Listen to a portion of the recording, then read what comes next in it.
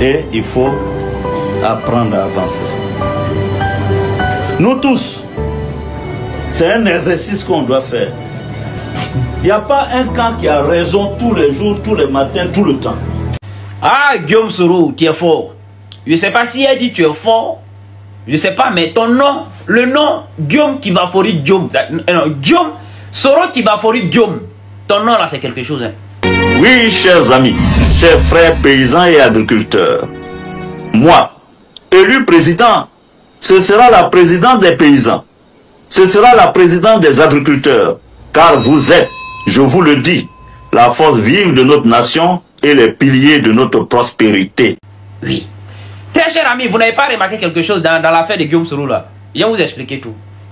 Avant que cette affaire de Guillaume Soro fait bim, mais il y avait un problème sur les réseaux sociaux. Et il y avait un sérieux problème. Et cette initiative des pays pauvres très endettés, PPTE.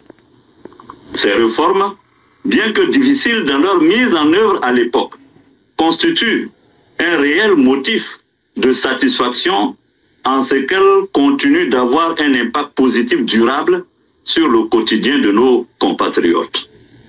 Toutefois, il est affligeant de constater que ce bel héritage est aujourd'hui dilapidé sans retenue. Face aux tentatives... Bien la famille, le président Guillaume Soro, candidat des cultivateurs, candidat des agronomes, candidat de l'agriculture, chaque fois vous savez, il a fait un direct. Pendant que là, on est en train de chercher, bien sûr, le président Guillaume Soro est où? Il est dans quel pays? Il est dans quelle ville? Il est à quel niveau, chef fournisseur? Il y a beaucoup de citations, beaucoup de sorties concernant bien sûr sa position actuellement, sa position géographique, chef fournisseur. Il y a des gens, en tout cas, on a ces sorties ici pour qualifier en comptant, pour clarifier, pardon, sur l'histoire, bien sûr, de son avènement en Côte d'Ivoire. Il y a beaucoup d'informations qui se sont passées qu'il est en Côte d'Ivoire et qu'il est prêt à faire quoi que ce soit, chef fournisseur. Alors, bien sûr, qu'on n'a pas vu le dépôt de sa candidature. Or, on a clôturé les candidatures, les dépôts des candidatures, chef fournisseur. On a dit que non, c'est fini. Mais lui, il faut faire comprendre que lui veut diriger la Côte d'Ivoire. Oui, chers amis, chers frères paysans et agriculteurs. Moi, élu président, ce sera la présidente des paysans. Ce sera la présidente des agriculteurs. Car vous êtes, je vous le dis, la force vive de notre nation et les piliers de notre prospérité. De révisionnisme et au discours stérile de certains, nous devons rester fermes dans nos convictions et défendre les acquis de nos actions. Permettez-moi donc de saisir cette opportunité pour lever un point de voile sur ma vision et celle de GPS de ce que devra représenter le secteur agricole pour notre pays dans les années à venir. Ivoiriennes, Ivoiriens, chers camarades de Génération et Peuple Solidaire, aucun individu, aucune famille, aucune société, aucune nation en ce monde ne peut se considérer véritablement libre et souveraine si elle est incapable de produire les denrées nécessaires pour satisfaire ses propres besoins de consommation. Ventre affamé n'a point d'oreille, dit-on. Interrogez-vous sur l'origine de ce que vous consommez et vous saurez dans quelle mesure vous êtes maître de votre destin. Il va sans dire que l'indépendance économique réelle commence par la maîtrise du contenu de nos assiettes. D'où l'importance de l'agriculture qui se définit comme la culture du sol, l'ensemble des travaux transformant le milieu naturel pour la production des végétaux et des animaux utiles à l'homme. Cette définition me paraît fort appropriée. En cultivant la terre et en transformant utilement le monde animal, l'humain se distingue du monde végétal et du monde minéral comme un créateur de civilisation. L'agriculture est donc essentielle en tant que fondement de la souveraineté alimentaire, puisqu'un pays sans autosuffisance alimentaire est condamné à importer ses denrées de base, à dépendre de l'extérieur et bien souvent à s'endetter sans cesse pour subvenir à ses besoins primaires. D'où la nécessité de définir des politiques audacieuses visant à garantir la satisfaction des besoins alimentaires. Mesdames et messieurs, chaque fois que j'ai voyagé à travers le monde, dans les grands pays industriels occidentaux ou asiatiques, j'ai été frappé par l'étendue des espaces agricoles et la diversité de leur production nationale. Comme s'ils avaient intégré, compris, le fait qu'on ne peut véritablement être une grande puissance mondiale en continuant à souffrir de faim ou à dépendre de la nourriture venue d'ailleurs. Vous comprenez donc pourquoi l'agriculture doit être l'un des piliers de l'éducation citoyenne dans toute nation souveraine. Il s'avère nécessaire de s'interroger, du reste, sur les raisons qui ont amené les humains à créer l'agriculture. Eh bien, c'est bien simplement parce que la nature ne peut spontanément répondre à tous nos besoins. Quand nous avons faim, l'intention d'être candidat. Donc, voilà la raison pour laquelle les gens ont aussi confirmé son avènement au niveau de la Côte d'Ivoire. Mais cette fois-ci, il fait un direct. Après tout ça, il fait un direct pour clarifier, en tout cas pour expliquer beaucoup de choses, hein, ce qu'il pense pour la Côte d'Ivoire et les bienfaits qui seront son avantage. Il est choisi comme votre président aussi au niveau de la Côte d'Ivoire, chers frères et sœurs. Et bien sûr, comme vous l'avez écouté, comme vous avez vu, c'est très important. C'est très important. Vous savez, le président Guillaume Soro, d'abord aujourd'hui, si moi j'ai tout écouté, toute la vidéo concernant bien sûr son direct, en tout cas presque tout, hein, par rapport à toutes ces interventions. Je sais qu'il est encore dérangé par rapport à l'exil, qu'il n'a pas aimé l'exil, qu'il sait qu'en tout cas cette fois-ci, hein, que c'est arrivé, mais là, il veut diriger la Côte d'Ivoire. Vous savez très bien que c'est quelqu'un qui a été déjà des cadres. Il a côtoyé bien sûr les militaires, l'armée bien sûr, les hautes autorités bien sûr de la Côte d'Ivoire. Il a dirigé la Côte d'Ivoire, sauf qu'il n'a jamais été président. Et c'est ça qu'il compte être maintenant. Donc, chers frères et sœurs, et là, vous savez, c'est quelqu'un qui vient du village. Et qui vient du village, qui part du village, pas de l'agriculture, chers frères et sœurs, pas de la terre. Et pour lui, ce qui va faire développer les Côte d'Ivoire, c'est la terre. Ce qui va faire développer la Côte d'Ivoire, l'économie de la Côte d'Ivoire, le développement de la Côte d'Ivoire, c'est repose sur l'agriculture. Donc, chers frères, c'est simple à comprendre, non? C'est simple à comprendre. C'est pas trop difficile, c'est simple à comprendre. Donc, là, lui dit qu'il va moderniser les choses, ça dit, depuis les années qu'on est indépendant, il y a fait ces 65 ans qu'on vient de fêter au niveau de la Côte d'Ivoire, chers frères et sœurs, qu'on ne doit pas encore aller importer les riz, les blés, tout ça, la chose de loin. Chers frères et sœurs, que normalement à 65 ans d'anniversaire, chers frères et sœurs, la Côte d'Ivoire devait être autonome. Voilà, il devait être libre. Dans l'alimentation, bien sûr, parce que c'est ça. Ça, c'est sûr, c'est très important. Donc, il y a des gens qui parlent de la sécurité, il y a des gens qui parlent des ponts, il y a des gens qui parlent des routes, qui parlent de tout ça. Chers frères et sœurs, le président Guillaume Soro vous dit que non, il faut bien manger d'abord. Il faut bien manger d'abord avant de penser à autre chose. L'éducation, d'accord, mais est-ce que vous êtes rassasié? Les ponts, il faut se déplacer, d'accord, mais est-ce que vous êtes rassasié? Il faut une bonne gouvernance, il faut nommer les gens, il faut pas la discrimination, mais est-ce que vous avez bien mangé? Donc, d'accord, c'est vrai, les relations, la France, l'impérialisme, tout ça là, les colonisations, on doit couper les ponts avec la France. Eh, mais est-ce que vous avez bien mangé? Est-ce que vous avez bien mangé? Donc, c'est ça. Il faut la base d'abord. Et c'est à partir de là... Soif, froid, chaud ou mal, la nature ne nous apporte pas toujours immédiatement une réponse. Dans la nature, l'homme fait face à la rareté, à l'hostilité des éléments. Il ne suffit pas qu'il y ait de la terre, de l'eau, de l'air ou du feu pour que l'homme soit heureux. Il doit cultiver la terre pour faire germer des plantes nutritives et élever des animaux pour assurer ses besoins. De ce fait, l'agriculture conditionne la survie de l'humanité, surtout à mesure que sa population augmente à travers les siècles et les millénaires, accroissant la pression de la demande alimentaire sur l'écosystème terrestre. C'est ainsi que l'humanité est passée des sociétés de chasseurs, cueilleurs nomades de la préhistoire aux sociétés agricoles sédentaires de l'histoire.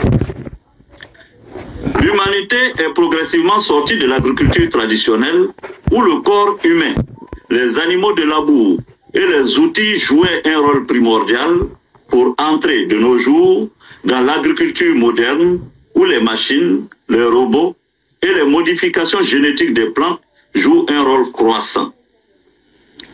Ce passage d'une économie de subsistance à une économie agricole a marqué le début de la civilisation humaine telle que nous la connaissons aujourd'hui. Généralement, mesdames et messieurs, on distingue l'agriculture traditionnelle de subsistance, dédiée à la satisfaction limitée des petits groupes humains, l'agriculture moderne, extensive ou intensive, qui améliore sans cesse la productivité pour participer à la compétition industrielle mondiale, l'agriculture biologique ou durable, qui privilégie une production respectueuse des équilibres écologiques. Enfin, l'agriculture urbaine, qui insère la production végétale et animale dans les interstices des villes grâce à des innovations artificielles et des adaptations naturelles. Chers membres de la COC, la situation agricole de l'Afrique est extrêmement contrastée.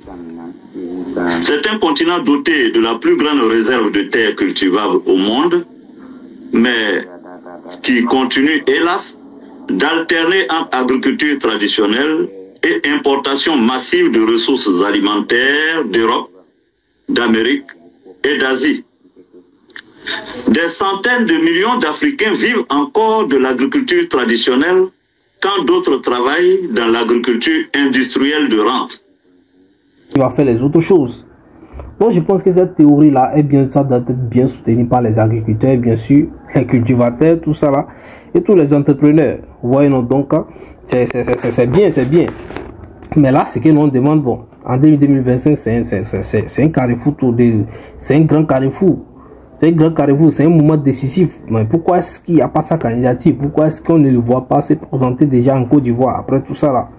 C'est vrai, il a priorisé l'agriculture.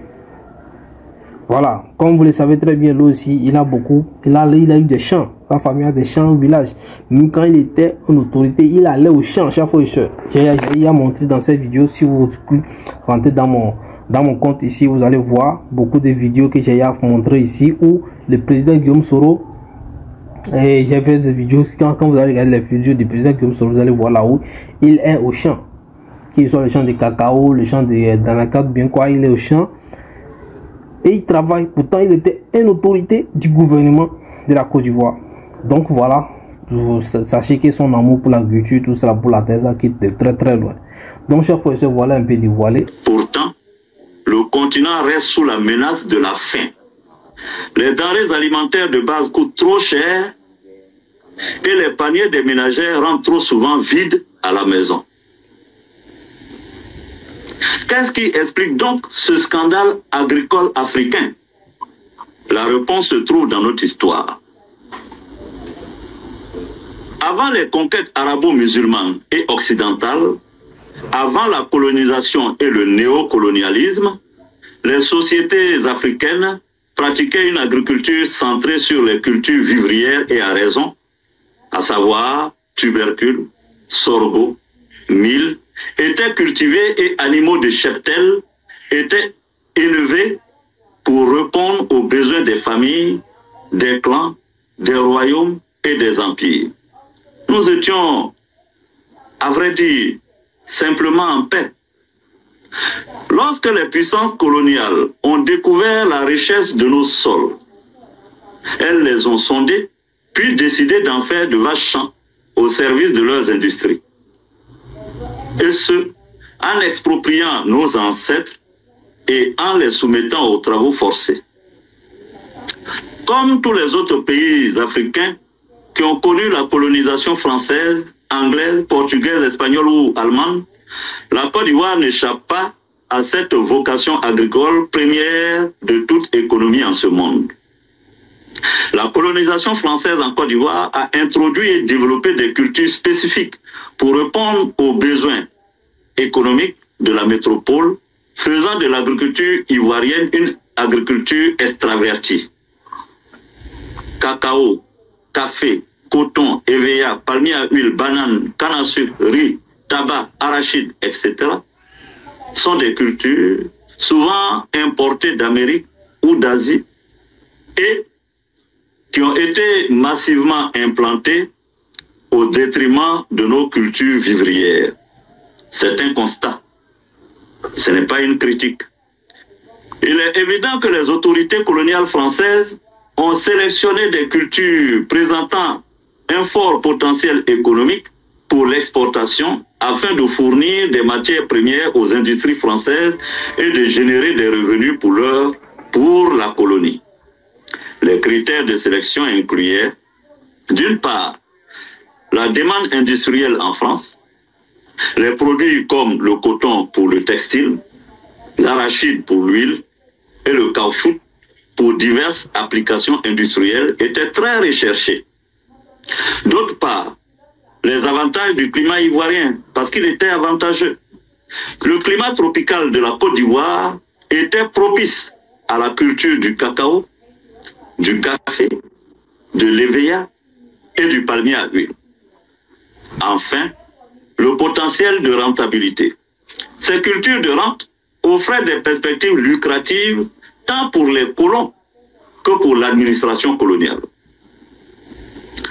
Mesdames et messieurs, vous vous demandez peut-être avec étonnement pourquoi ce long voyage à travers l'histoire de l'humanité, l'histoire de l'agriculture.